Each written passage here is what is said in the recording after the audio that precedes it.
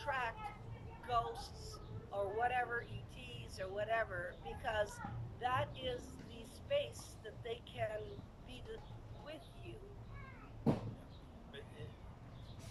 But I think one of the other reasons that they pick you is because they knew that you would sort of spread the message, the same as me, that they knew I was coming, and I wrote the first two books on them in English.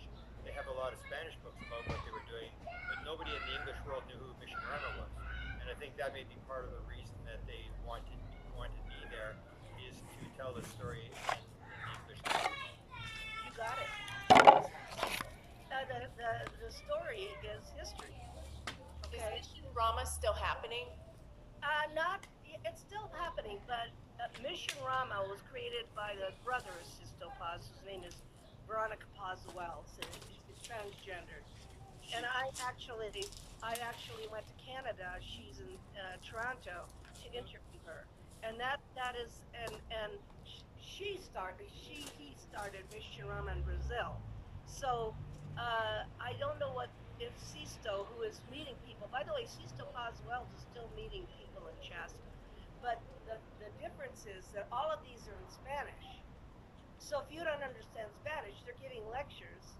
You may have contact, you may see a UFO, but the whole lecture, unless you have somebody translating for you, and you did, I think, Grant, have for 5 somebody. minutes, yeah, she did it for 5 minutes, and then she got involved in the event and stopped translating. It's very difficult for the American public. Yeah. And Ricardo used to come to Crestone. He stopped coming. So, but he's in Paraguay, Uruguay. Now I see he's in Egypt. I mean, he's all over the place. Talk We a need little bit about Veronica, because that's one of the people that's on Cindy's list to talk Yeah. to. Okay, well, first of all, there was a break between Sisto and his brother Charlie. In the early days, when Sisto used to go there, there were 10 young guys. I have pictures of all of them with all their names. And when they would do what do you call it, the 2 hours of the 2 days mantras of and all that, and they're in India. They're from India. They're from Tibet. I mean, the mantras they were doing, and I saw the connection to Tibet. That's why I'm looking at the Asian culture right now. Actually, uh, the uh, the ship actually came down. I mean, this is what Charlie told me. The ship came down. The being said to the boys, "Come on in." In fact, Charlie told me when he walked in the door, he banged his arm against the door, and it was perfectly normal to see the spaceman standing there with these young guys. And this would happen every now and then, and it would be done through automatic writing. And so there was a breakage between Veronica and Sisto in that the cultural situation was transcended. The friends between Veronica and between the friends between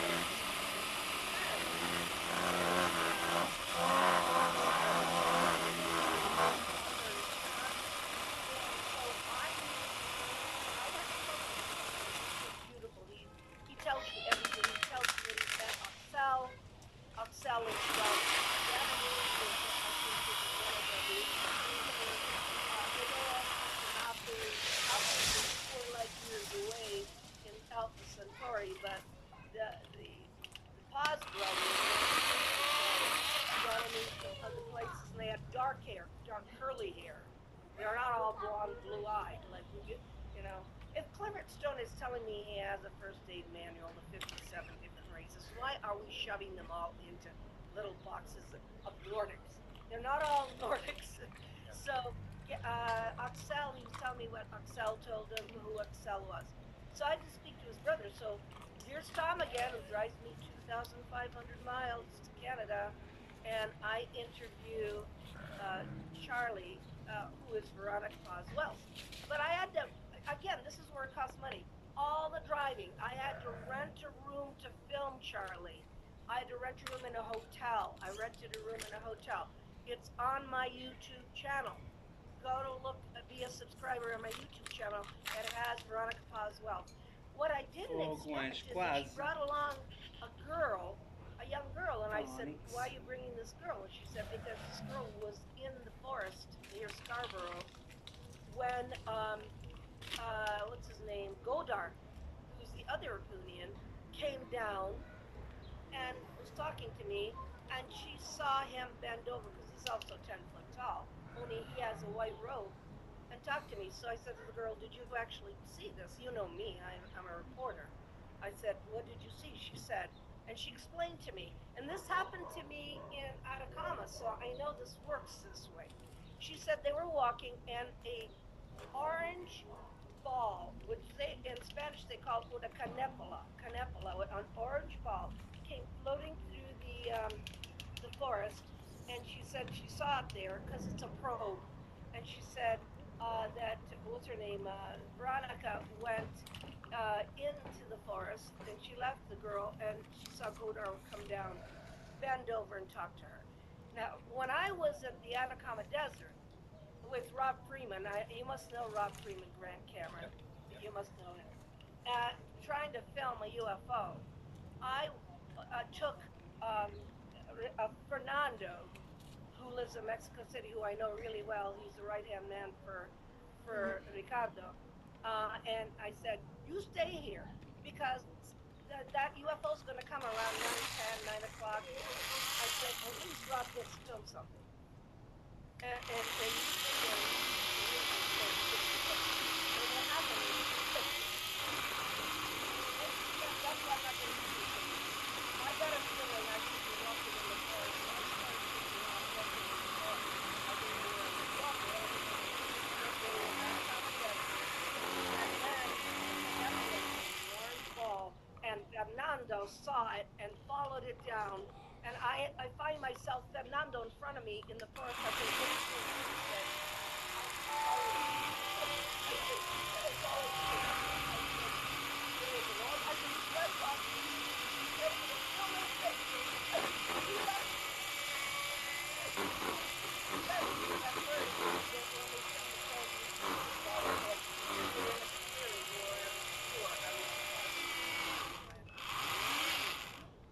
so do these things happen? Yeah, but you got to be willing to camp overnight. You got to be willing to use chemical toilets. There's no, I mean, you can eat. They sometimes bring food with them, but and it was so hot during the day that ambulances took away people, and it was so cold during the night that I was dying. I had 5 coats on.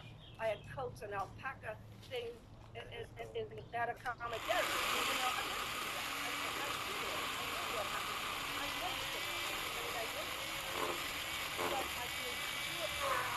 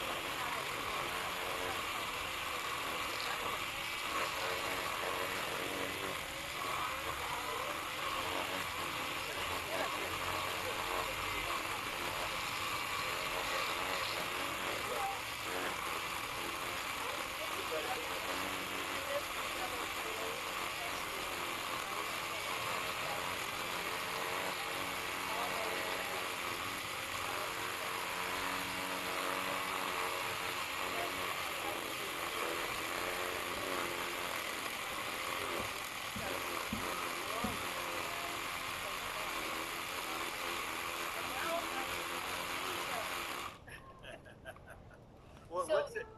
when I go into YouTube, just type in Veronica. Veronica,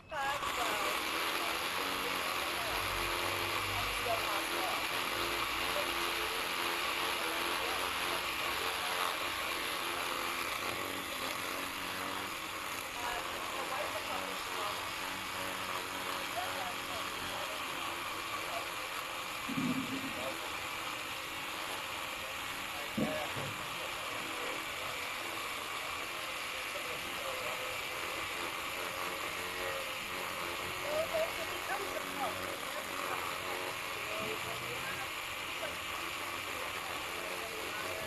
and I have friends who do, I have a friend who's Billy, they become very interested in things so I get to hear that. You might have heard that for Enrique Villanueva, and he's in California already, and she could talk to him.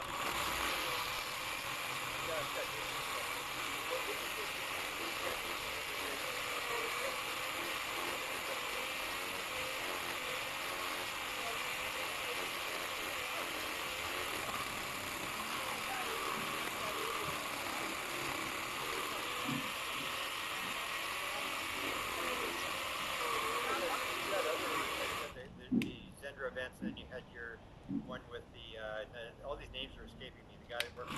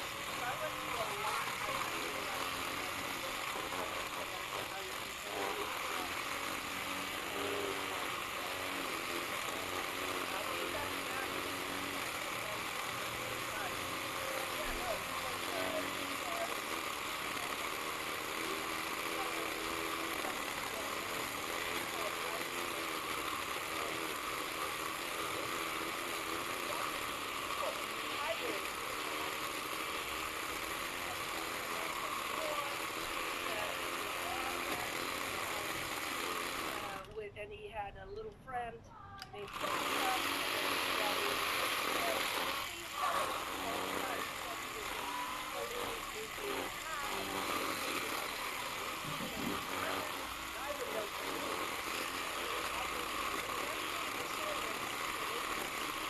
Part of Stubble Lies remote viewing group, and he's telling me, and I knew, see, I know all the backgrounds of this. I knew that they had remote viewing, and then he was also involved with the Admiral Inman. So I'm going, oh my God, I know all these people because I know who the insiders are, and this guy is not lying, but he was dying of pancreatic cancer. So he was in bed the whole time. So this is sad. Sad. I didn't ever get a chance to say goodbye to Colonel Corso ever. So I went there when Michael was dying to say goodbye to him, and there was a Indian doctor who was taking care of him, and doctor left, and Michael looked at me and he said, "You can't catch cancer with a kiss." I'll never forget that. And then he asked me what I wanted, and I said, "I want your doctor scrubs." And I took one of his doctor scrubs that has holes from cigarette. What do you call it? Cigarette butts. Oh my God. And I had that for the longest time to remind me of him, because then he died in 2000. And Colonel Corso gave me his necktie and his briefcase. So I feel like I have a gift that I call loose. I don't even know why Washington is looking at one pilot when we've had Robert Dean. In fact, Robert Dean, I took his cigar. But Robert Dean worked at NATO. Sergeant Major Robert Dean. He said that when he worked in Brussels, and I was with him because he came to my apartment in Rome with Marcia, and I gave them my bedroom, so he was able to talk about during the Cold War how we almost started World War III. People don't understand. This is a matter of national security. If the Russians think that's our stuff and we think that's their stuff, we're going to start throwing bombs at each other. Instead of talking about that, Robert Dean said that. He said, "I saw the pictures of the UFOs. It started almost World War III because the Russians thought it was ours, and we thought it was the Russians." And if you want to play the national security card, I think that's a good way to open this subject up. Even though they're not dangerous, There's not going to be an alien invasion. I mean, it's ridiculous. The stuff I'm hearing is just so stupid. You know, it's not logical. It's logical. And you know, like people in the and I mean, every time, and I think that there is a theory of them being shot at, and they couldn't get the Americans around it. And then the Americans actually won against, Russia sending all the military on vacation. And it's being seen in China, the footage out of China that I saw. So the thing is that yes, we have been getting our money's worth. Russia is going to help us. There are especially in China. And maybe they will have like I mean,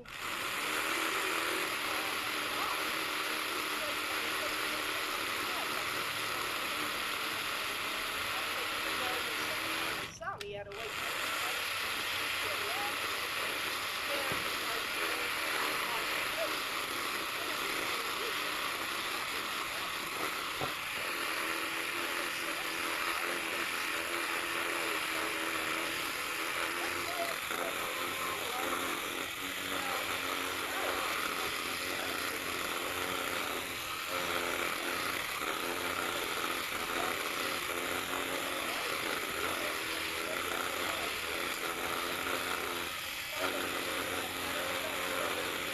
would have solved this puzzle. So it's just a lot of things. But and the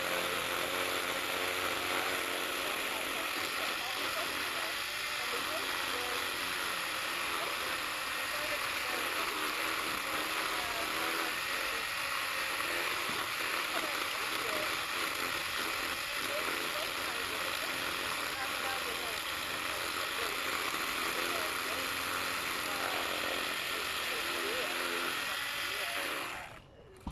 you know, I've been there. There's a lot of people interested in Taiwan. I mean, that culture knows there's a spiritual message, and you don't have to convince them of that. They're not worried about alien invasion. That's not the first thing they say to you. Oh, yeah, let's, you know, well, like, what are you gonna do? Go under your desks? It's like, come on, people. It's like, do they take your soul? I mean, I've heard that from my colleagues. They came here to harvest your soul. Why would they want your soul? Yeah. You know? Go to an evolved planet. Go get their souls. You know, go to a beautiful, evolved, you know, grown-up planet. You know, we come to this soul, these souls. I mean, the reasoning is so insane that I sit there and go, thank God I knew Clifford Stone. Thank God I knew Michael Wolff. Thank God I knew Colonel Corso and all the whistleblowers that really were insiders that did do it. So, yeah, I'm unable to get the impression. But my second question is on August 24th. How come we can do that? We're going to talk about alien stuff. But I really want to switch over to consciousness because it's all red. And it's the wrong one. We definitely telepathy, paranormal, the whole entire salad bowl But it's all connected. That's the thing. Yeah.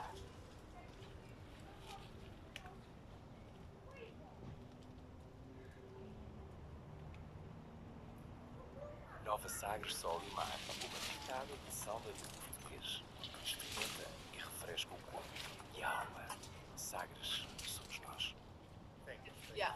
It's all connected. So, and I was been interested in weird stories, and then I suddenly realized the weird stories is what's going to tell you the things you've got wrong in understanding the world. That it's much more complex than you think it is, and it's following the stuff that's outside the bell curve. That's not normal. Everybody wants to do the normal stuff, but that doesn't mean the answer. That doesn't Any questions you have, Cindy, for Paula? What are you going to make Cindy do there? She's going to be Well, Cindy is basically helping me as a volunteer. Administration. Because with 3 speakers, there's no room to add anybody else, and it's not. No, but I'm saying I just wanted you to No, guys she's work hard. she's administration, but she's also Asian.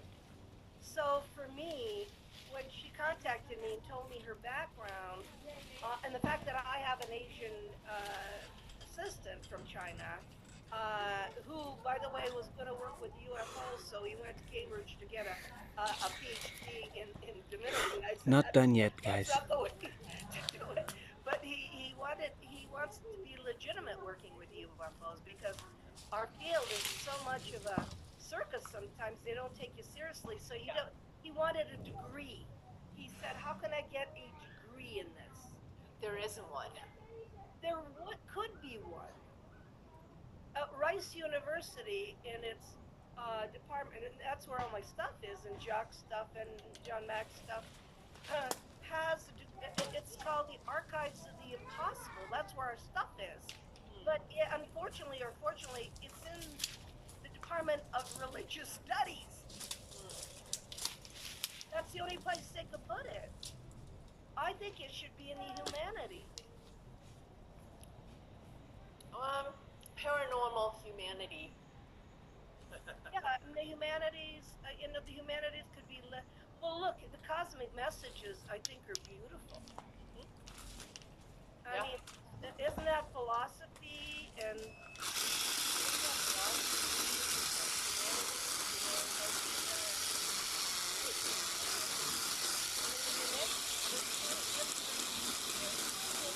Ufology, and right now, with Michael Pollan that's the only way I can literally teach and demand that they write essays. I give them all the Ja, instructions they write John P. essays. loves him up, people. No. Not done yet, almost. They all That bigger one, I said, well, what do you think? I cannot reach it. It's very high. Things, let me We'll ask try you it a later, question. guys. John Don't P. you loves think it. that